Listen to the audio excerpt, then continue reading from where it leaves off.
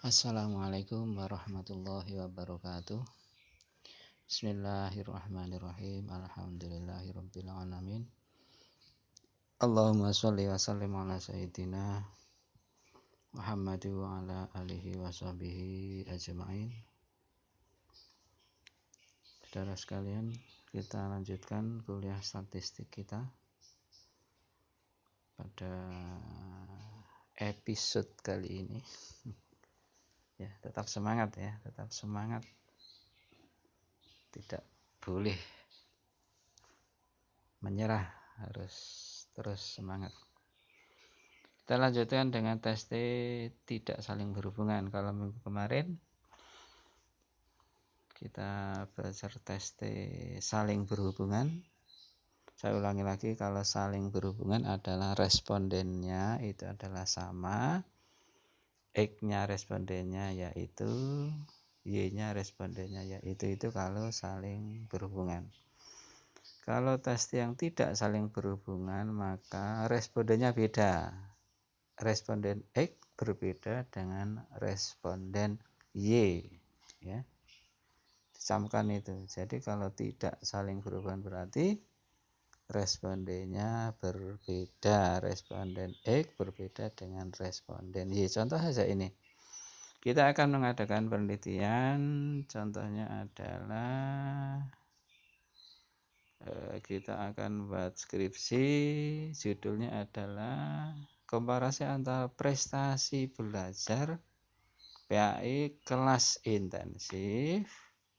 intensif ya, kemudian prestasi belajar PAI kelas reguler.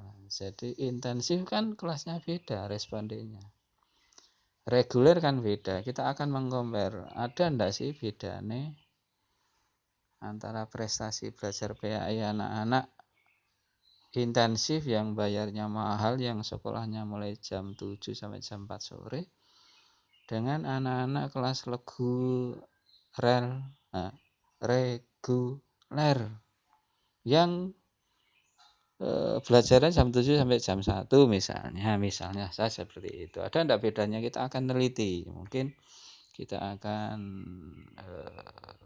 membuat skripsi judulnya seperti ini misalnya, ya. Sudah tahu bedanya antara tes T tidak saling berhubungan dan tes T yang saling berhubungan. Saling berhubungan sudah. Sekarang diperhatikan betul tes T tidak saling berhubungan. Kita lihat di tabel itu. Langsung kita buat tabel kerja. Tidak usah lama-lama ya. Tidak usah banyak narasi, karena memang statistik ini matematis. Dan harus kamu pahami. Setelah selesai kamu renungkan, kamu camkan, kamu semuanya diam untuk merefresh ulang apa yang saya sampaikan ini. Langsung dilihat di sini responden kita ada 10, 1 sampai 10. Ini kalau di skripsi betulan diberi nama, kelas dan sebagainya. Biar penyebarannya itu penguji tahu, pembimbing tahu penyebaran dari responden yang kamu ambil. Ya. Kelas intensif ini kamu lihat itu. Ya. Ada 85, 87, 88, 90. Ya. Kemudian yang reguler ini ada 67, ya. 70 dan seterusnya.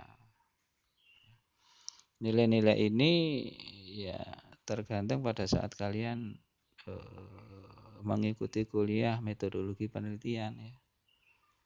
Ada yang ambil dari nilai rata-rata rapot, ada yang memakai tes pada saat itu. Tapi kalau memang kalimatnya prestasi belajar, mestinya, mohon maaf ini kalau pendapat saya sendiri, kalau prestasi belajar berarti namanya prestasi itu ya ngambil dari nilai rapot yang valid, yang pengolahannya itu sudah sangat matang. Bukan tes sekilas yang kondisinya sangat tergantung pada kondisi waktu itu, ya. Tuh, ya tergantung aja pada saat kalian kuliah. Sudah, kemudian untuk X-nya kamu sigmakan, ketemunya adalah di situ. Berapa itu? 845, ya. Untuk yang Y, untuk yang kelas reguler, sigmanya adalah 707. Ya. itu, kemudian X-nya kamu cari X kecil ya. Y-nya juga kamu cari Y kecil. Ingat pada saat kuliah mencari deviasi. Jadi X kecil dan Y kecil ini adalah deviasi atau penyimpangan daripada X besar. Jadi X besar ini punya deviasi namanya X kecil. Y besar ini namanya punya deviasi namanya Y kecil. Sekarang bagaimana cara mencari deviasi ini? Kemarin udah kuliah, sudah latihan, udah bisa. Tapi biasanya kamu itu kan kalau sudah bisa selesai kan lupa lagi. Masalahnya kan di situ. Itu kan memang iya, memang enggak usah diomongin seluruh dosen nih. Memang gitu. Coba sekilas lagi ya, sekilas lagi sambil nanti setelah kuliah ini kalian lihat refresh di deviasi. Cara mencari deviasi adalah ya, gimana itu? Deviasi X sigmanya kamu lihat di situ. 845 kan ya? Ya. 845 ini kamu bagi N, ketemunya berapa? 8,45. Nah, angka 8,45 ini kamu pakai untuk mengurangi setiap, sekali lagi, setiap X. Ya. Langsung aja praktek. X-nya atas kan yang si responden nomor 1 kan dapat 85 ya. 85 dikurangi 8,45, ketemunya adalah 0,5. Ayo, udah ketemu kan? Udah ngerti kan? Saya ulangi lagi. Jadi sigma X yang angkanya 845 ini ya, yang angkanya 845 ini sigma X, kamu bagi N, kamu bagi 10, berarti ketemunya berapa? 8,45.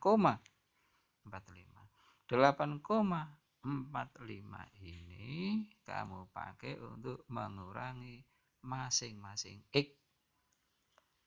X yang pertama coba kamu lihat, 85 dikurangi 8,45 ketemunya adalah 0,5. 87 dikurangi 8,45 ketemunya adalah 2,5. Terus sampai ke bawah. Cara mencari deviasi Y atau Y kecil ini, Pak kok ada minus 3,7, minus 0,7 dari mana? Sama, sigma Y 707, kamu lihat sigma Y dibagi N, N-nya 10, berarti 7,07. Angka 7,07 dipakai untuk mengurangi masing-masing Y. Langsung contoh, 67 Y paling atas dikurangi 7,07 ketemunya adalah minus 3,7. Y yang kedua 70 dikurangi 7,07 ketemunya adalah minus 0,7 sampai ke bawah terus. Sudah bisa mencari Y kecil, bisa mencari Y kecil. Kemudian X kecil kita kuadratkan. X kecil kita kuadratkan 0,25, 6,25 dan seterusnya terus sampai ke bawah. X kecil ini dan Y kecil ini andaikan kamu sigmakan pasti ketemunya 0. Ya, tapi karena ini tidak masuk dalam rumus maka ya tidak usah disigmakan. Pak, kuliah dulu saya masih ingat. Soal jumlah kok enggak 0? Ya karena akumulasi dari koma-koma itu mempengaruhi. Ya masalah di situ. Jadi kesimpulannya adalah kalau kita sigmakan deviasi itu adalah 0. Wis, kemudian 0,25 sudah ketemu dan seterusnya. Y-nya kita kuadratkan 13,69 dan seterusnya. Kemudian kita sigmakan. ketemunya adalah 600,1. Ini adalah sigma Y kuadrat. Ya, 538,5 adalah sigma E kuadrat. Dan seterusnya. Sigma-sigma inilah yang nanti akan masuk ke pengolahan jadi 10, N-nya 845, 707 dan seterusnya. Ini sigma-sigma yang bawah yang saya garis tebal inilah nanti yang masuk dalam pengolahan data. Makanya ngitungnya harus benar. Kalau ngitungnya mulai awal salah ya otomatis sigmanya juga salah. Itulah statistik, itulah dunia matematik. Langsung kita masukkan ke rumus tidak saling berhubungan. Kita ada di situ ya. Terlebih dahulu kita mencari SD1. SD1 itu adalah SDX. Kemudian kita mencari SD2 adalah SDY. Kamu lihat. Angka 538,5 ada di situ. Ya, coba kamu lihat itu atas kecil-kecil itu. Nah, ya kan? Kemudian kamu bagi 10, ketemunya adalah 7,338. Ini adalah SD yang 1, SDX. Kemudian SD2 atau SDY, standar deviasi 2 atau standar deviasi Y adalah 600. Kamu lihat 600 pojok itu atas itu yang di tabel paling bawah sigma Y kuadrat itu 600,1 dibagi 10 dibagi N. Ketemunya adalah 7,747 ya. Kemudian kita cari standar error median 1 X, M1 itu X, SEM2 adalah Y ya. 7,338 atas itu ya. Kamu lihat itu ada di situ. Kemudian ada 9 adalah N1 dikurangi 1. N-nya itu kan N-nya yang X ada 10 orang. Ya kan? 10 orang dikurangi 1, angka konstan 1 itu ketemunya adalah 9. Ketemunya adalah 2,446. Ya, begitu pula dengan mencari standar error min yang Y2 ya. Angka 7,747 ada di situ di atas. Kamu cari. Nah, ya kan?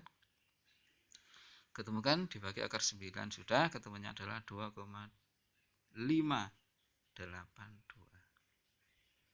Kemudian kamu kurangkan ya. Kamu tambahkan SEM1 plus SEM2 ya, 2446 atas itu. Atas. Sudah ketemu? Ya, 2,446 ya, atas yang kecil itu SEM1 itu 2446 yang pojok kiri ya. Dengan kamu pluskan dengan 2,582. Nah, di situ ada. Jadi yang kecil yang yang sebelah kiri itu. Kamu lihat itu di diktatnya juga di layar ini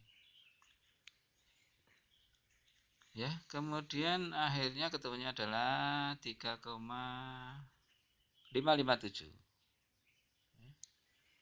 Kemudian kita mencari median rata-rata X dan Y atau M1 dan M2. Median rata-rata atau rata-rata X dan Y itu adalah dengan cara 845 dibagi 10. 845 kamu cari di atas itu. Ya.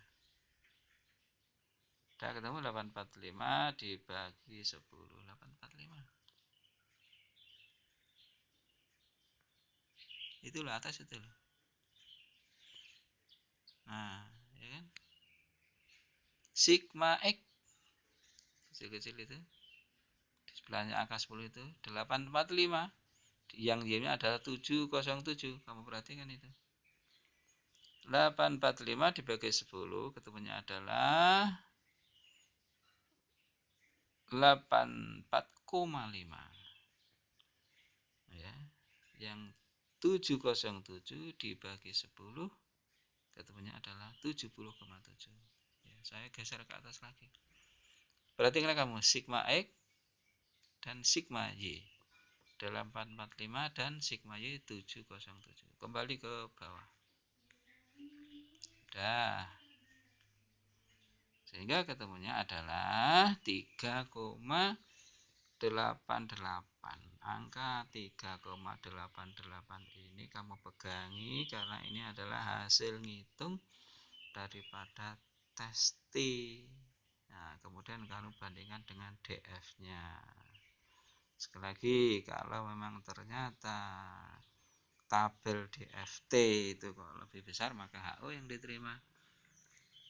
Kalau ternyata tabel T dari DF itu kok ternyata ngitung kita lebih besar, maka HA yang diterima. Berarti memang ada perbedaan yang signifikan ya antara kelas intensif dan reguler ya. Caranya cari DF adalah untuk tes tidak saling, ini adalah N1 plus N2, responden X ada 10 orang ditambah responden Y ada 10 dikurangi 2, berarti 10 plus 10 ada 20 dikurangi 2 ketemunya adalah 18. DF 18 itu yang 5% punya angka berapa, yang 1% punya angka berapa. Kita bandingkan dengan hasil ngitung T kita.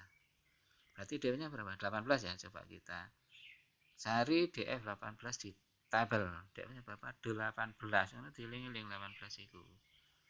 Nah, kita cari 18.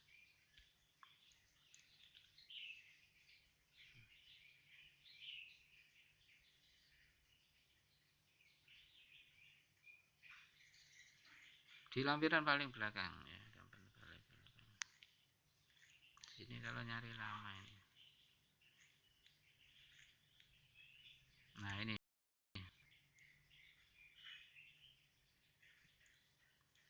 Coba. Ini di lampiran belakang ini lengkap ya. Mulai tabel dari produk momen ya, kemudian tabel row ini ya dengan apa namanya N yang berbeda, testing. Tadi berapa DF-nya? DF-nya tadi adalah 20 dikurangi 2, 18. Kamu cari 1, 2, 12 kegesernya. DF 18 yang 5% punya angka 2101, yang 1% punya angka 2878. Nah, itu. Nah, angka itu kamu tarik ke lembar kerja. Ini tes ini punya tabel 1 sampai 1000. Nah, ini 1000. 5%. Jadi DF-nya ini sampai 1000. Kalau di atas 1000 pakai 1000. Kalau nanti kamu dalam buat skripsi kok DF-nya ada 80 misalnya, 80 responden, berarti yang 1% kamu lihat 80, DF 80 dilihat. Ada 199 dan yang 1% ada 2639 ya, kamu masukkan dan sebagainya. Ini tabel T. Saya ulangi lagi, DF-nya 18, berarti yang 5% 2101, yang 1% 2878, kamu masukkan ke lembar kerjamu ya, lembar kerjamu. Nah, ini. Jadi tabel DF 18 ini yang 5% sekian, kamu lihat di layar, di diktatmu juga yang 1% sekian. Ternyata ngitung T kita ini lebih besar ya kan? 3,880, berarti kalau ngitung kita lebih besar berarti HA diterima, HO yang ditolak. Kalau HA diterima berarti interpretasinya adalah memang terdapat perbedaan yang signifikan antara prestasi anak-anak intensif dengan anak-anak reguler di situ tempat kalianmu. Di sini adalah SMP Negeri Sukodono Sidoarjo misalnya, seperti itu ya. Sudah, kalian renungkan, kalian berdiam diri, dipahami lagi. Setelah paham betul, kalian mengerjakan soal, yang ada di web saya Kuliah Nur. Kamu cari soal tugas terstruktur, tes T tidak saling berhubungan. Setiap mahasiswa punya soal yang berbeda-beda. Kemudian dikerjakan, difoto, dikirim ke WA saya paling lambat hari besok jam 5 sore. Besok paling lambat. Jangan ngeyel neh ya. Udah dikerjakan, dipahami lagi, kemudian saling telepon temannya bagaimana bisa lebih memahami apa yang saya sampaikan, atau mungkin direnungkan sendiri dengan diktatnya, diputar lagi materi saya ini, dikerjakan tugasnya dan kemudian dikirim ke WA saya seperti biasanya ya. Jangan sampai ada mahasiswa yang tidak mengirimkan tugas terstruktur ya. Dibuka soalnya ada di web saya Kuliah Nur. Udah sekian, assalamualaikum warahmatullahi wabarakatuh.